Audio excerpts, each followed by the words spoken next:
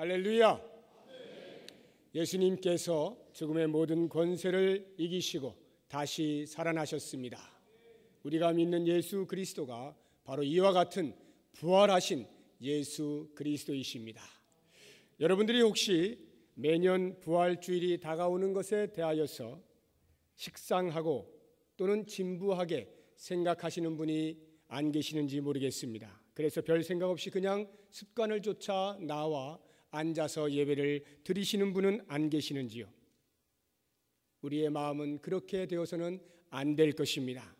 우리는 1년에 단 한 차례밖에 드리지 못하는 것이 아쉬워서 매주일 주님의 부활을 찬양하는 예배를 드리는 사람들입니다. 우리가 주일마다 드리는 예배는 우리의 죄를 위하여 금요일에 십자가에서 돌아가시고 주일에 다시 살아나신 예수 그리스도의 부활을 기념하면서 감사하고 찬양하고 그 은혜를 기리는 예배입니다. 그러므로 사실상 우리가 드리는 매 주일의 예배는 부활 주일의 예배인 것입니다. 오늘 저는 마가복음을 강의하는 순서를 따라서 함께 읽은 본문의 말씀 가운데에서 예수 그리스도의 부활에 대하여 묵상해 보고자 합니다. 말씀을 준비하기 위해서 사복음서 모두 공히 나오는 십자가와 부활에 관한 기사를 읽고 또 읽어보았습니다. 여러 차례 묵상을 하면서 복음의 핵심인 십자가와 부활을 둘러싸고 미묘한 관계를 형성하고 있던 그 당시 몇몇 부류의 사람들에 대해서 생각해 볼 수 있었습니다. 과연 그들은 그리스도의 십자가와 부활에 대하여 어떤 사람들로 있었는가 살펴보면서 오늘 우리에게 도전하시는 주님의 음성을 듣기 원합니다. 먼저 제자들을 생각해 보도록 하겠습니다. 우리가 지금까지 약 15개월여 동안의 마가복음서를 계속 보아오는 중에 예수님의 제자들이 제자다웠던 적이 거의 없었던 것을 잘 알고 있을 것입니다. 특히 예수님께서 십자가를 지셔야 했던 그 즈음에는 더더욱이나 제자다운 모습을 볼 수가 없었습니다. 가룟 유다는 은 30에 스승인 예수님을 파는 배신자가 되었습니다. 은 30이 노예 한 사람의 몸값임을 고려할 때에 은 30에 예수를 팔았다라고 하는 말은 십자가에서 죽겠다는 예수는 더 이상 이제 나의 스승이 아니요 노예만도 못한 사람이라 여겼던 유다인 것을 암시하는 것입니다. 베드로는 어떻습니까? 죽기까지 따를 것이라고 호언장담했지만 그 과시의 껍데기가 벗겨지는 순간 드러난 실제의 믿음만으로는 예수를 끝까지 따라갈 수가 없었습니다. 오히려 저주하고 맹세까지 하면서 자신의 모든 신앙을 내어 던지면서 예수 그리스도가 마치 생면부지의 사람인 것처럼 외면을 하고 만 것입니다. 다른 제자들도 사정은 비슷합니다. 예수님께서 겟세마네 동산에서 기도하시고 내려오시다 군병들에 의하여 붙잡힐 때 그 모든 제자들은 흔적도 없이 다 사라졌음을 마가복음 14장 50절에서 밝히고 있습니다. 51절과 52절에 나오는 내용은 우리로 하여금 제자들의 도망가는 모습을 좀 더 현장감 있게 느낄 수 있도록 돕고 있습니다. 한 청년이 벗은 몸에 배 호디브를 두르고 예수를 따라가다가 무리에게 잡힘에 배 호디브를 버리고 벗은 몸으로 도망하니라. 혼비백산하여서 주랭랑을 치는 제자의 모습을 그려내고 있는 것입니다. 저는 이런 제자들의 모습을 보면서 좀처럼 이해할 수가 없었습니다. 왜 이렇게 제자들은 어리석고 미련할까에 대해서 생각을 했습니다. 예수님께서 공생의 막바지에 이르러서 십자가에 달려 돌아가실 것과 그 이후에 다시 살아날 것에 대하여 분명히 여러 차례 반복하여 말씀을 해 주었음에도 불구하고 왜 그들은 그렇게 예수의 말씀을 믿지 못하였을까? 우리말로 믿져야 본전인데 한 번 왜 믿어보지 못했을까?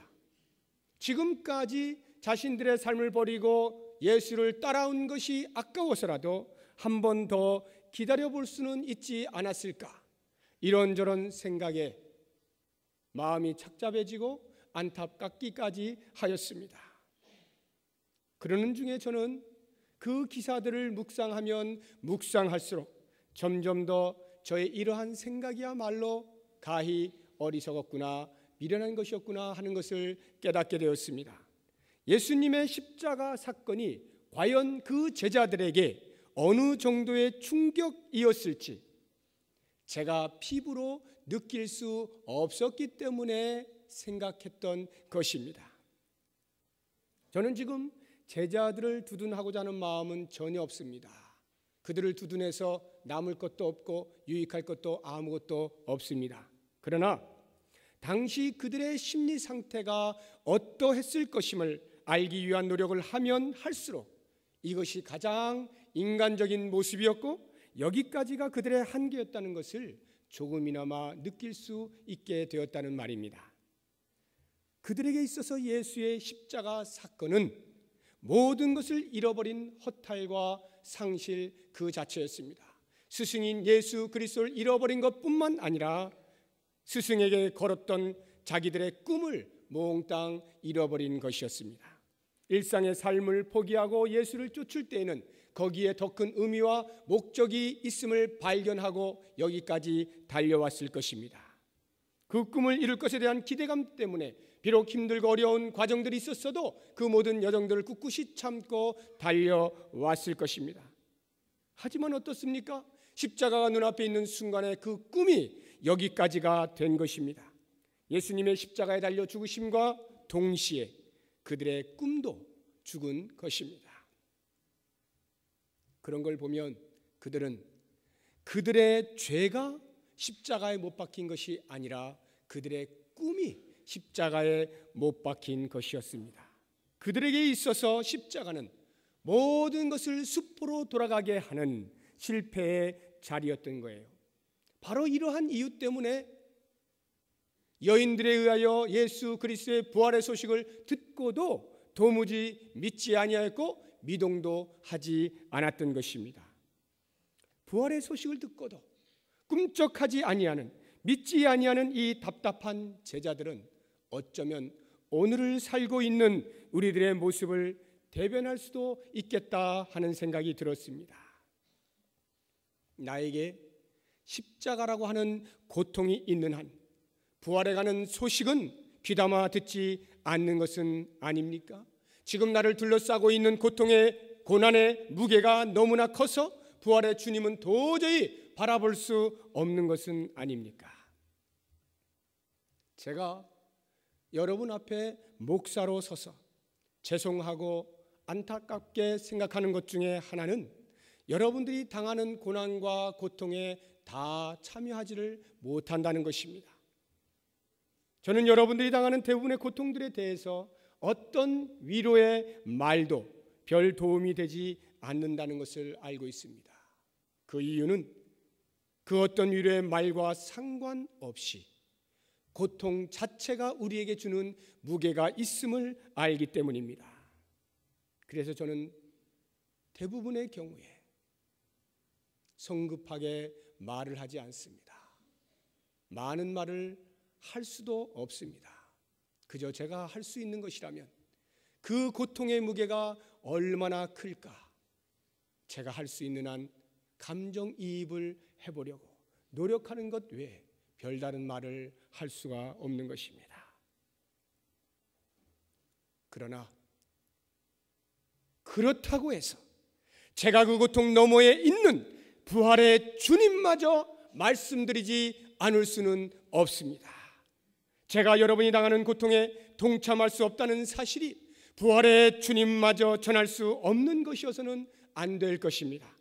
부활의 주님은 우리의 고통보다 훨씬 더 큰 고통을 먼저 체휼하시면서 두 팔을 활짝 벌리고 당신의 품에 우리를 안아 주셨습니다. 그리스도께서 부활하신 것은 우리의 넘어진 다리에 힘을 주사 일으키게 하시고 우리의 어깨에 짓눌린 무거운 짐을 옮겨주시고 우리의 상처난 마음을 싸매어 주시기 위함입니다. 사랑하는 여러분, 눈물과 한숨과 도무지 답이 없는 삶의 정황 한가운데 놓여 있다 할지라도 부활의 주님마저 외면하지는 마시기 바랍니다. 어두운 삶의 한가운데서 혹이라도 부활의 소식을 듣게 된다면 바로 그 주님 앞으로 나오시기 바랍니다. 부활의 주님은 우리에게 성령을 선물로 주시면서 이전에 도무지 경험할 수 없었던 놀라운 새로운 세계의 주인공으로 만들어 주실 줄 믿습니다. 다음으로 종교 지도자들을 살펴보겠습니다. 이들의 행동을 살펴보려면 마태복음 27장을 가보셔야 됩니다. 함께 찾아보시기 바랍니다. 51쪽 마태복음 27장 62절에서 66절의 말씀입니다. 62절 이하에 나오는 이 말씀을 저는 몇 번이고 읽으면서 참 신기하다는 생각을 해보았습니다. 예수님과 가장 가까운 곳에서 몇 번이고 반복하여 그리스도의 죽으심과 부활하심을 듣던 제자들은 까마득히 잊고 있는 그것을 오히려 이 원수들은 생생히 기억하고 있는 것을 볼 수가 있습니다. 63절을 보십시오. 주여, 저 속이던 자가 살아있을 때에 말하되 내가 사흘 후에 다시 살아나리라 한 것을 우리가 기억하노니. 지금 종교 지도자들이 빌라도에게 하는 말입니다. 우리가 똑똑히 기억하는데 그가 살아있었을 때에 사흘 만에 다시 살아날 것이라 말했습니다. 제자들조차도 까마득히 잊고 있는 이 사실을 이들이 기억을 하고 있는 이 엄청난 아이러니를 보시기 바랍니다. 이러한 것을 볼 때 우리는 큰 깨달음을 얻을 수가 있습니다. 성경이 늘 옆에 있다라고 해서 일주일에 몇 번이라도 주예전에 나와서 예배를 드리는 중에 하나님의 말씀을 듣는다 하여서 그 모든 것들을 귀담아 듣는 것은 아닌 것을 알게 되는 것입니다. 그 말씀이 나의 생각과 다르고 나의 관심과 다른 부분이라고 할 때는 얼마든지 소홀히 들을 수가 있는 것입니다.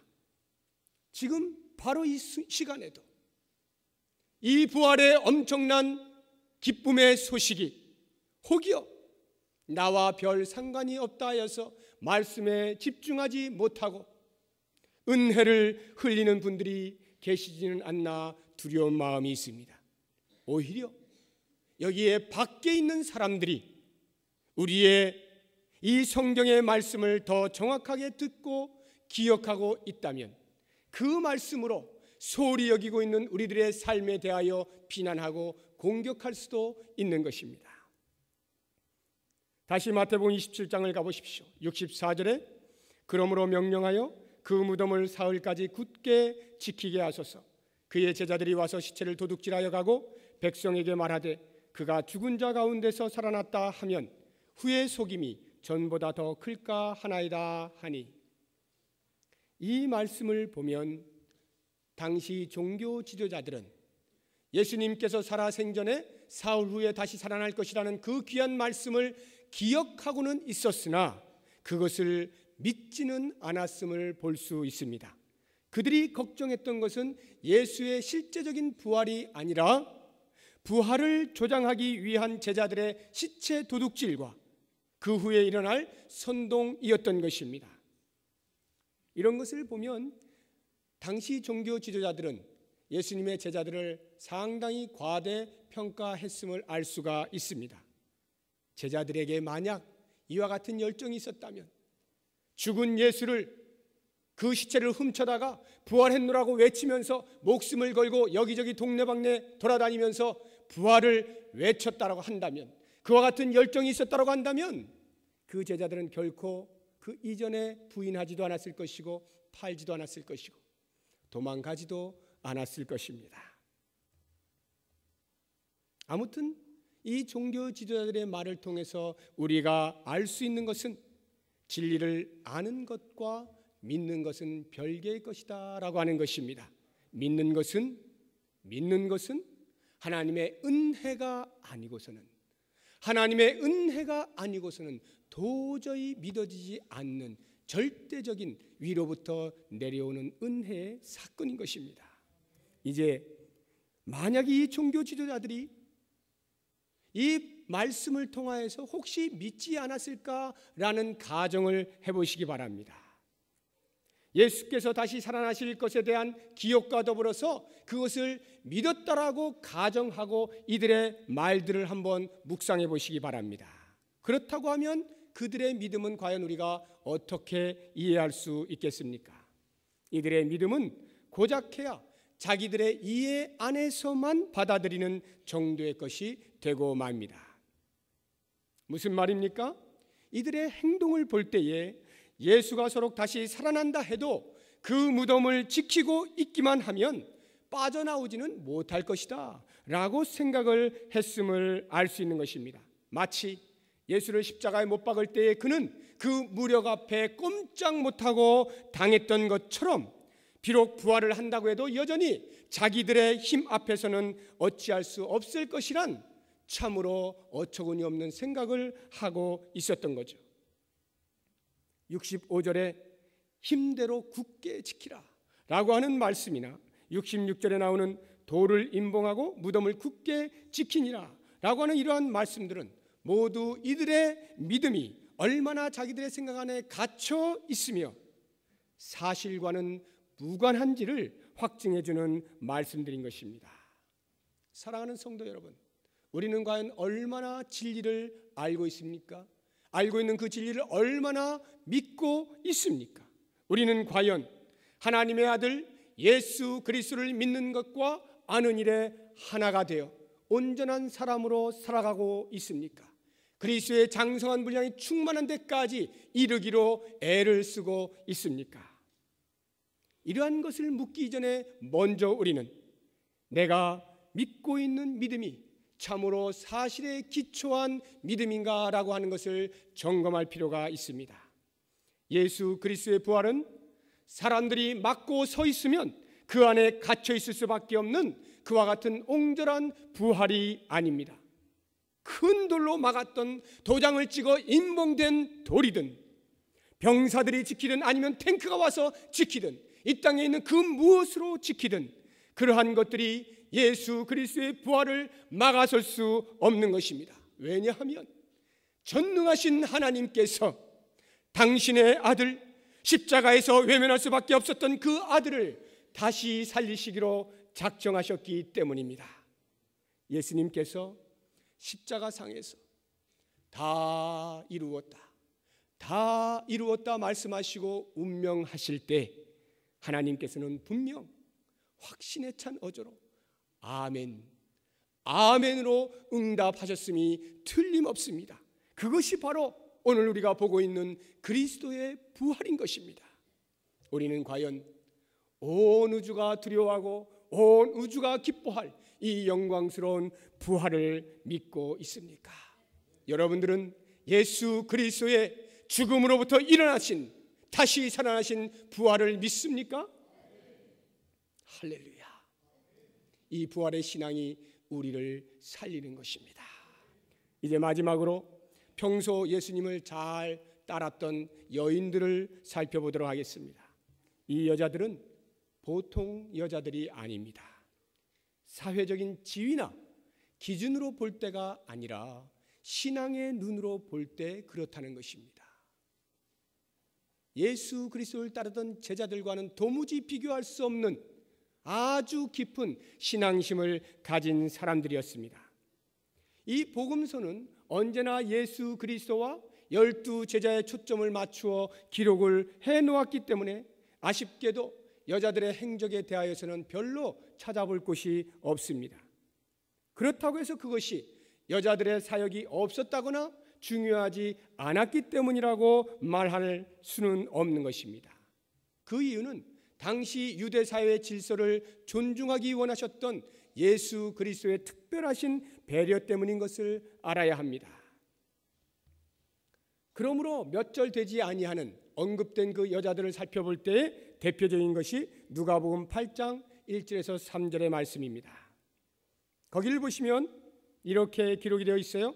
그 후에 예수께서 각 성과 마을에 두루다니시며 하나님의 나라를 선포하시며 그 복음을 전하실새 12 제자가 함께하였고 또한 악귀를 쫓아내심과 병고침을 받은 어떤 여자들 곧 7 귀신이 나간 자 막달라인이라 하는 마리아와 헤롯의 청지기 구사의 아내 요한나와 수산나와 다른 여러 여자가 함께하여 자기들의 소유로 그들을 섬기더라.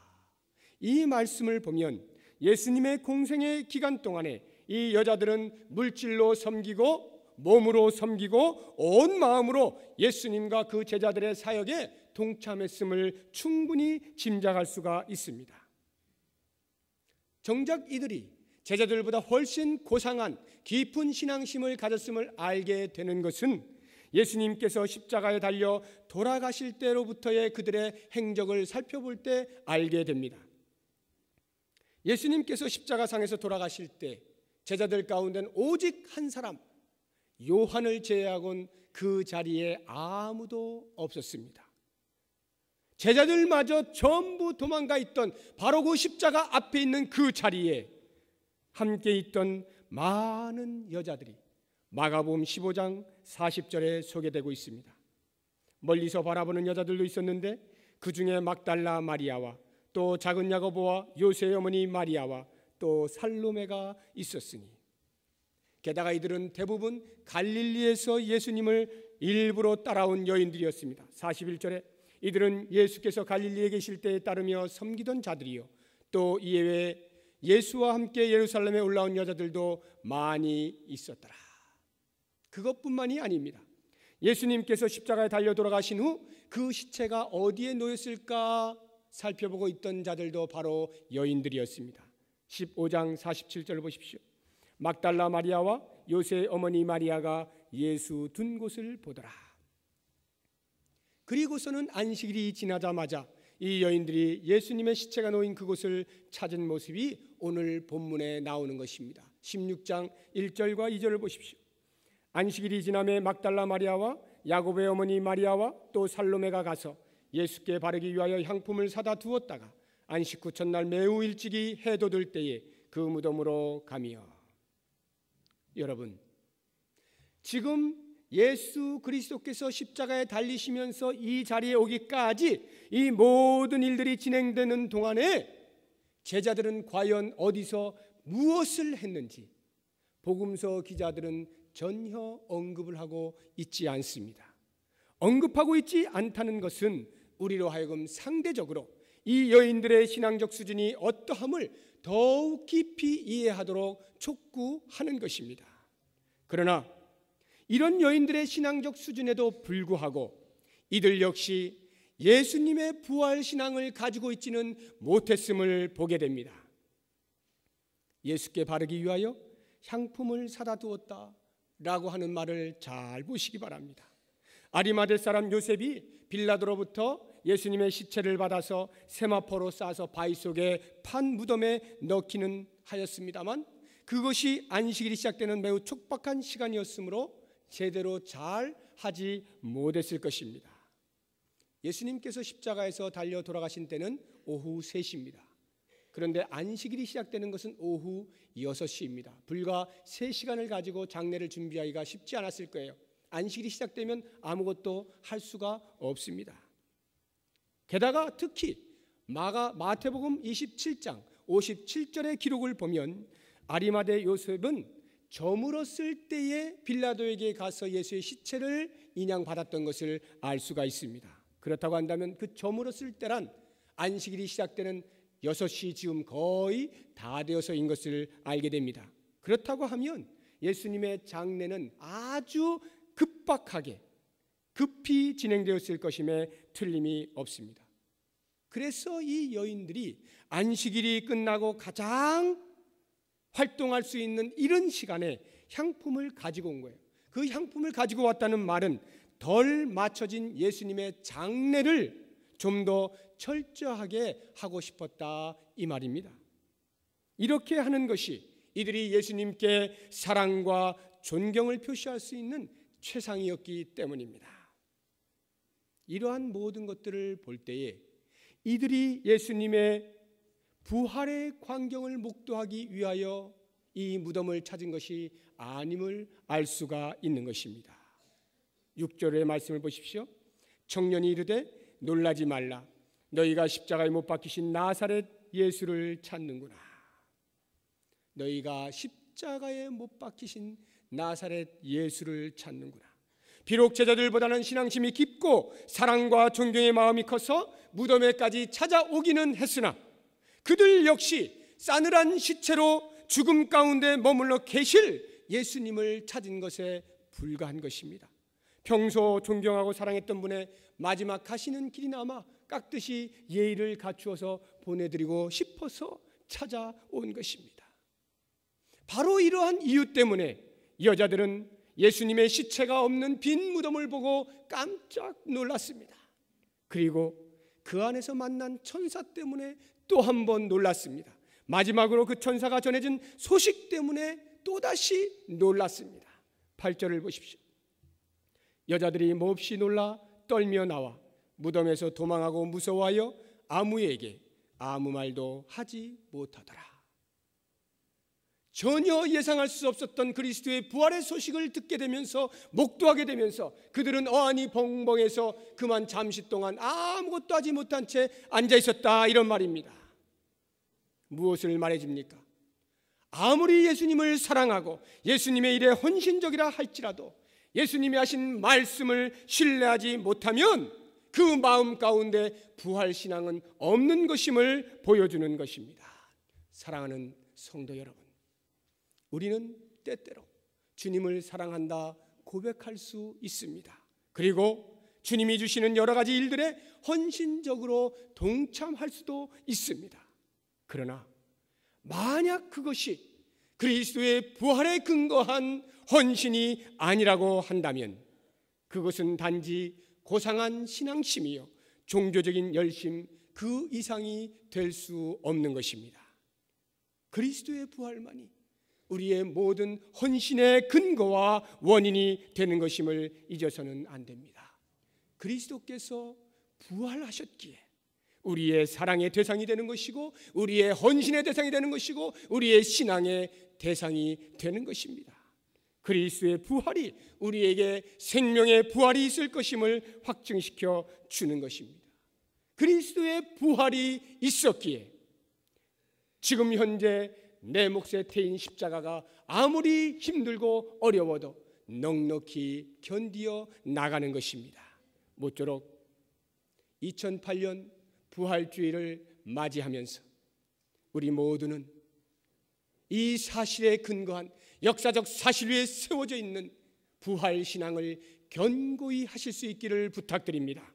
그래서 우리를 위하여 십자가에서 죽으시고 다시 살아나신 예수 그리스도를 죽도록 사랑하시고 그 예수 그리스도께 죽도록 충성하시는 저와 여러분이 되시기를 살아나신 예수 그리스도의 이름으로 축원합니다.